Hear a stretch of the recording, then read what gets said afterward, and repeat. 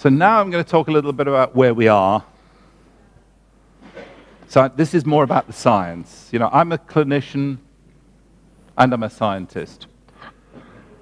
And I think the way we get better outcomes for patients and for their families is through research. So, really this is about where we've been and then what happens now. So, collateral damage. I'm going to talk to you about the biggest problem that I see in OCD. This thing I'm going to call collateral damage. I'm going to talk about OCD, in my view, is an unnecessary disease. It is a disgrace. It is a scandal. This disease should not exist in the way it does at the moment. We'll think about how we can get rid of it. It's a bit of a big job, but hey, let's think about it. I want to talk about how CBT is like democracy. Hey, that's good. The importance of psychological research, how I'm going to give you some warnings about that as well. Is this working? Yeah. I want to talk, and that's really probably the last thing I'm going to talk about, is clinical pessimism. And I'm going to call that tales of the unexpected. Yeah, no. Okay, so, okay. This is the results of 2 studies that we've carried out in the Center for Anxiety Disorders and Trauma. What this is adult patients with OCD. And this is the age at which they say they first started experience. So this here, on average, people started experiencing obsessional symptoms when they were about 14. Some younger, some older, but about 14. It hits diagnostic criteria, on average, at 20. Some as young as 4, others as old as 35. And so on, but still, on average, it's 20. And then people seek help, on average, when they're 26. They're diagnosed when they're 28. Now, think about this. They have the disorder at 20. It's diagnosed at 28. What happens normally between the ages of 20 and 28? Well, what happens is friendships, education, employment. And if you have OCD and it's severe, those things don't happen. So when I see people when they are 45 and they've had 25 years of OCD, their lives are damaged. Not that it's, of course, the OCD is the cause, but they have not got the friends they should have. They have not got the education. They've not got the experience. And much of what I do in treatment with severe OCD is deal with the collateral damage. In other words, the human cost. The things that have happened because people have missed this piece of their life. And that is awful. And we should be identifying people when they're 20, not when they're 45. When people are 45, it's not too late. They can get rid of OCD. But there's so much other damage. And therapy actually can't entirely deal with that. That people, when they're 45, decided not to have children because they couldn't because of an OCD. But it's 45, it's getting too late. And so on. So that's the problem of collateral damage. And it's what we have to prevent. It's also what we have to deal with in severe OCD. Heartbreaking that this happens. It shouldn't happen. Right, so very briefly, the issue of prevention, because that is where we need to go in the future. So what we have is, before people develop OCD or any other problem, there's a period when they have subclinical symptoms, where they have vulnerability, and so on. So the point at where they actually develop the disorder, we'll call that transition. And after transition, people self-identify and diagnose so that there's some realization they have OCD. And that's untreated disorder. And that, I'm saying, is about 10 years. Untreated disorder, 10 years. And then we have treatment disorder. Now, what do we do? Well, firstly, primary prevention. We should be talking to children in schools about what it means to have intrusive thoughts. We should be We should be talking to the media. People who are not affected should understand more about what these thoughts and impulses and images and compulsions, what they mean. And if we could do that, we'll prevent some OCD. Secondary prevention, when people are showing the first signs of OCD, that's when we should be offering treatment, because it's before the damage is done. Early intervention, that's a big priority. It's not happening. Myself and my colleague, she's called Fiona Chalicum, have looked at one group here. We've looked at women who were expecting a baby. And we screened 2,000 women expecting a baby. And we found people who had the kind of beliefs that were likely to lead to them developing OCD after the baby. 25% of the people we identified developed full OCD. Now, one level, that's horrible. At another level, it means that we can identify before it happens and intervene. So that's not so horrible. And then, of course, we have to do tertiary prevention. Once the disorder's happened, we have to make sure it doesn't go downhill. And that's treatment, but it's also prevention, because it's preventing people giving up, preventing people losing their life, preventing people from killing themselves, and all the other damage that can happen. Okay. In terms of research, there's 3 types of research that we're doing. There's development research. This is actually understanding what is happening with OCD. And if we understand what is happening in OCD, then that gives us new approaches to treatment itself. And that's the first thing we do in research. And then there's delivery research. There's understanding how best can we do it. So I've been working for years, and I understand in Granada, it's also been happening on intensive treatments. And for some people, working intensive is better, and that's a delivery question. So how do we get treatment to people? And then finally, there's dissemination. How do we get good treatment from Granada to Valencia or to Santander or wherever? And that's dissemination. And research is going on in all of those areas. In terms of this one, dissemination, the UK has done very well. We've got something called improving access to psychological therapists. We are treating 1.2 million patients a year with evidence-based treatments using a scheme. No time to talk about it, but it's a fantastic development. We're also doing things in the other areas too. So, democracy. Winston Churchill said, democracy is the worst form of government, apart from all the others that we've tried.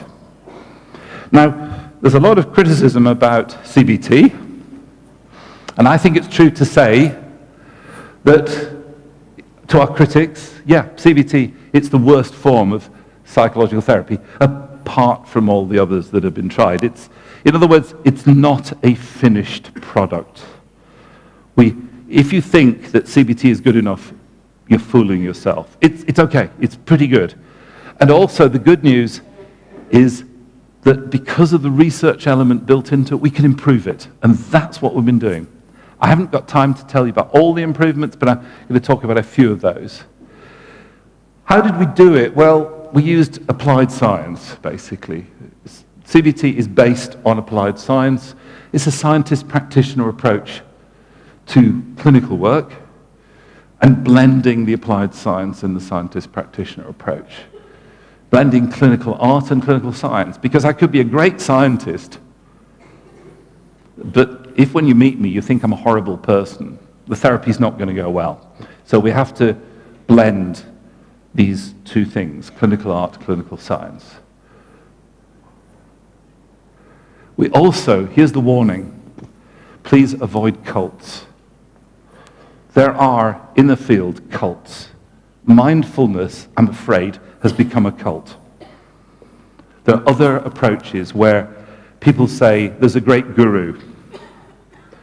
I don't think we should have gurus. We should have solid science. We should not have the uncritical adoption of things. And we've seen this with the use of EMDR and mindfulness for everything. other things too, other approaches too. Beware of the cult. It is a bad idea. Be critical. Okay, well, how did CBT get to be the big thing it is? Well, it's actually very simple. It's because CBT started from, maybe, no. Okay. 1966, beginning of CBT. OCD was regarded as a completely untreatable disorder. It was a treatment failure. Nobody could help OCD. 1966, that was it. If you had OCD, you were going to be in hospital, you were going to stay there for the rest of your life. You might be offered a lobotomy, but that was it. No drugs, no psychological treatment. 1966, two things happened. Yeah, the Spanish psychiatrist came up with clomipramine, essentially, and Vic Mayer came up with behavior therapy. And so we then had the ability to treat treatment failures, single case design, and then eventually it moved to randomized controlled trials. And randomized controlled trials start to help us understand whether or not treatments really work. And that's fine because you find that treatments work in a randomized trial, but with a small group of people. So then you try to understand what is important in those treatments.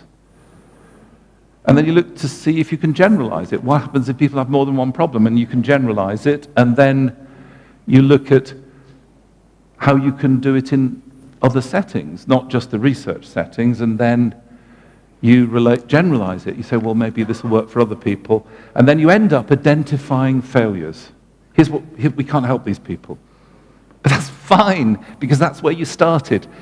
So the failures was where, and so you start it all again. You find out, for example, the area where there's been the most development in the last 5 years is in the treatment of what's called mental contamination, where people are not contaminated by what they touch, but by things that have happened to them. We now understand something about what is happening. It's similar to PTSD.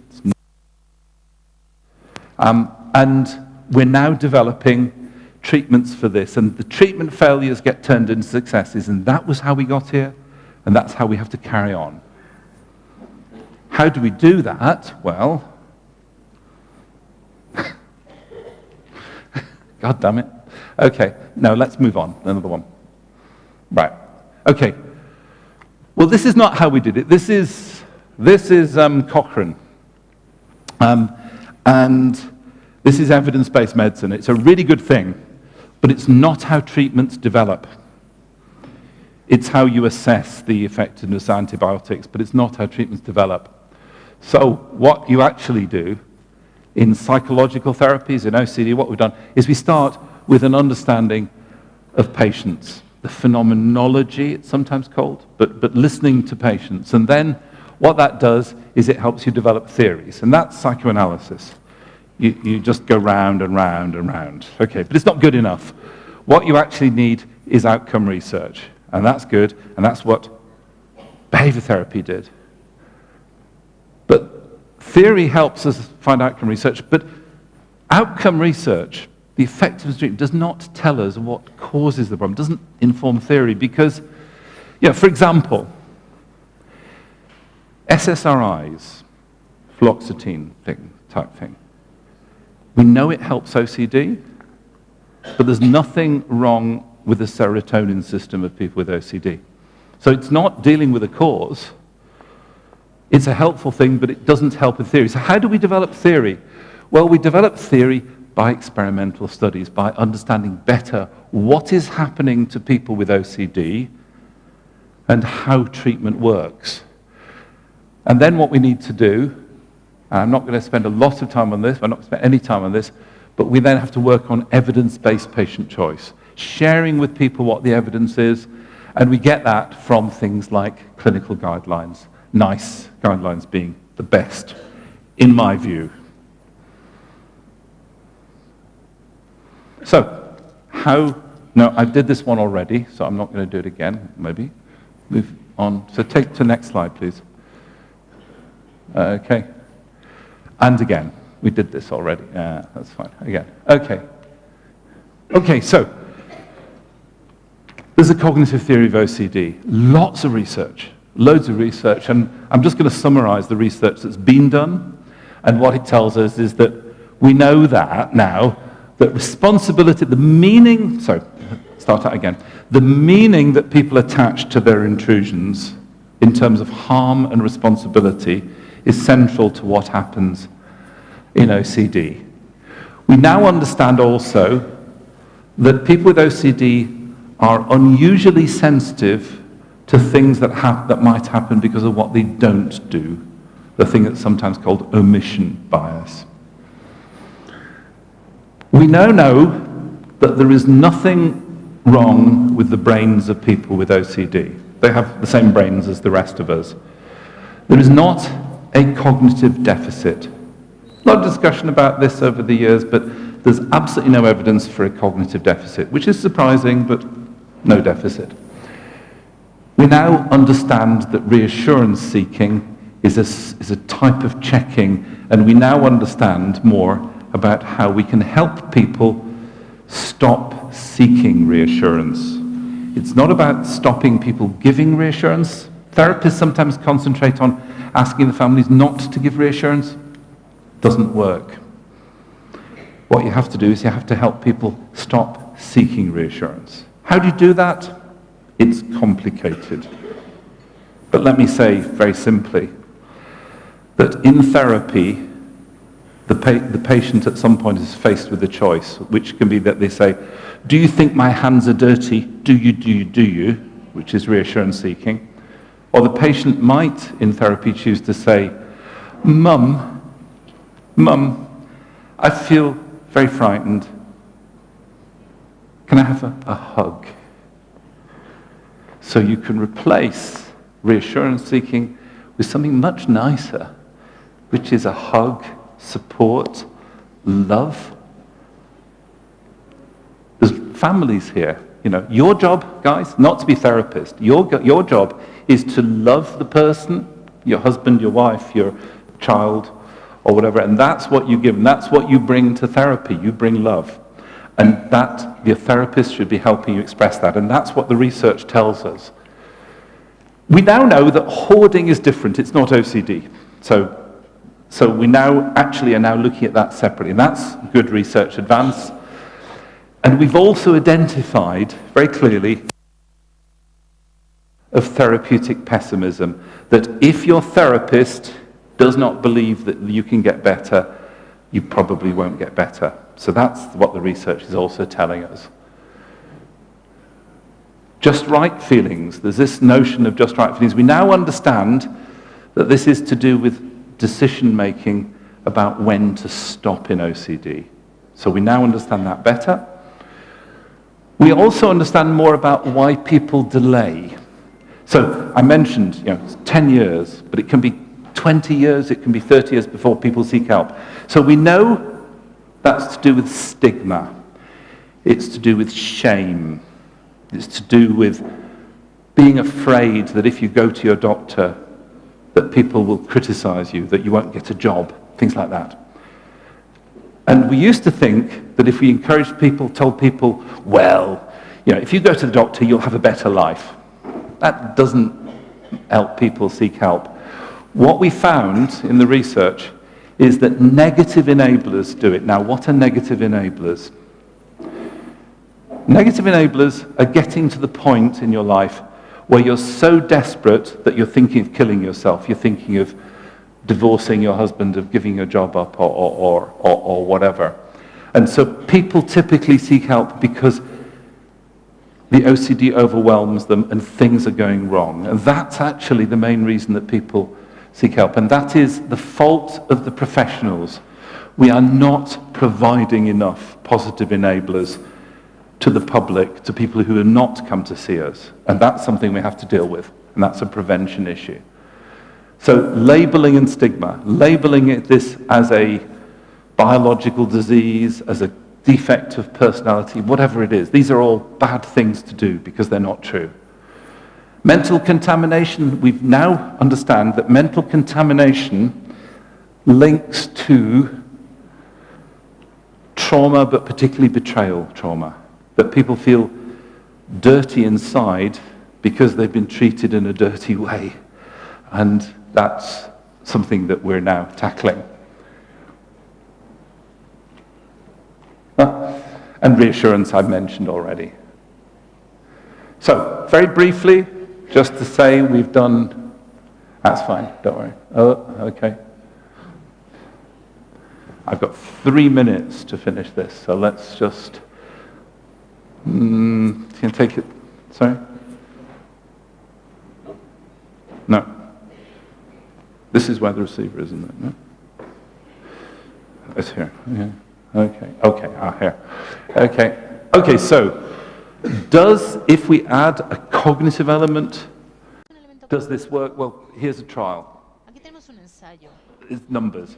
What we had was basically just over 50 people who were treated either with waitlist and then treatment, CBT, cognitive behavior therapy, or just behavior therapy. First thing is,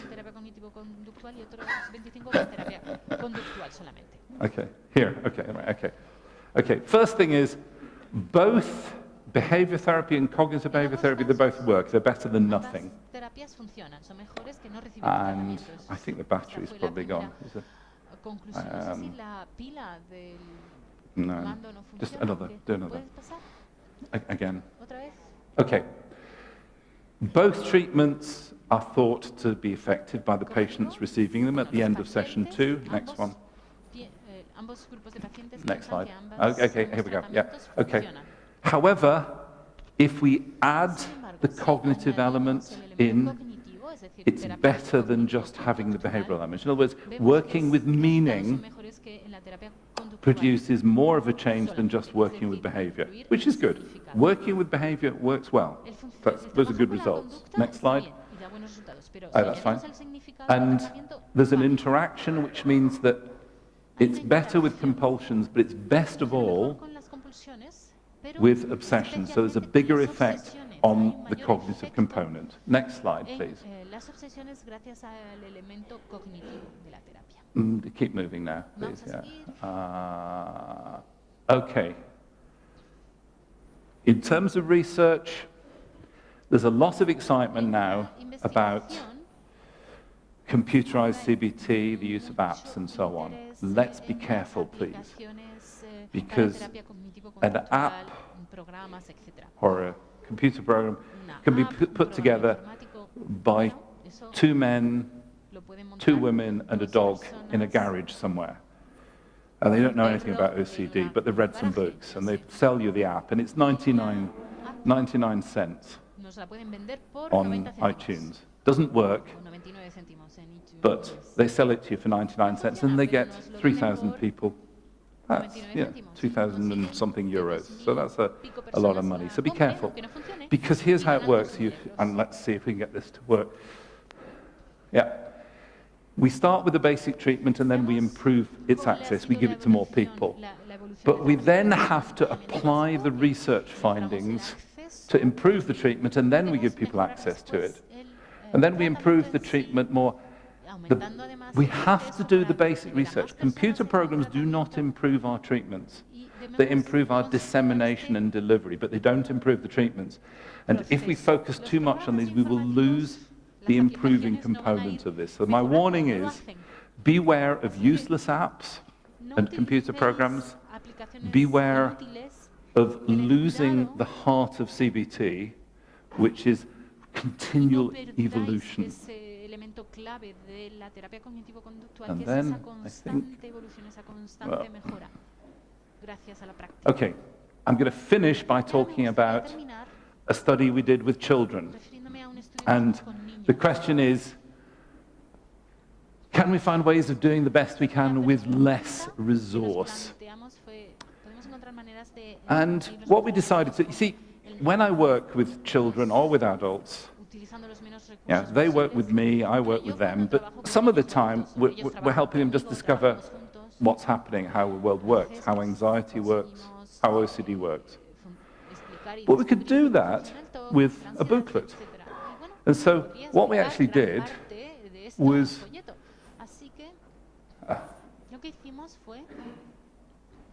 we compared two types of CBT. In one type, we basically did 12 sessions, some were longer sessions. This is with children under the age of 17. 12 sessions, good CBT. Or 5 sessions of CBT, but CBT, booklet, CBT where you discuss the booklet, new booklet, and so on. So we're combining self-help with therapy in a booklet. And same therapists, family involvement, flexible family involvement. Move on. 2 centers, next slide. Consort diagram, very few dropouts. Next slide. Okay. Waitlist, full CBT, brief CBT. Basically, what's happening is waitlist patients don't improve, of course. Full CBT and brief CBT are not different, but full CBT slightly better. Next slide. Next slide again. And again. Right. Here's the interesting finding. We didn't have enough money to follow up for longer, but what we found is that the brief CBT did pretty much the same, but slightly worse initially than the full CBT, but it's changed at follow-up. At the follow-up, it's flipped over and there's a significant interaction.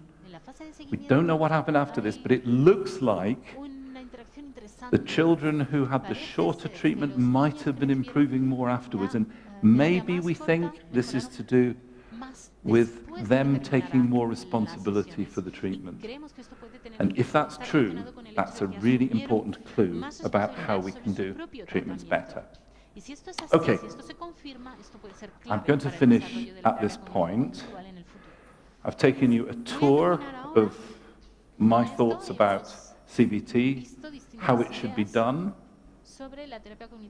how the important people are the patients and their families, and how we should share our work with patients and families so that they can help us help them. Thank you very much.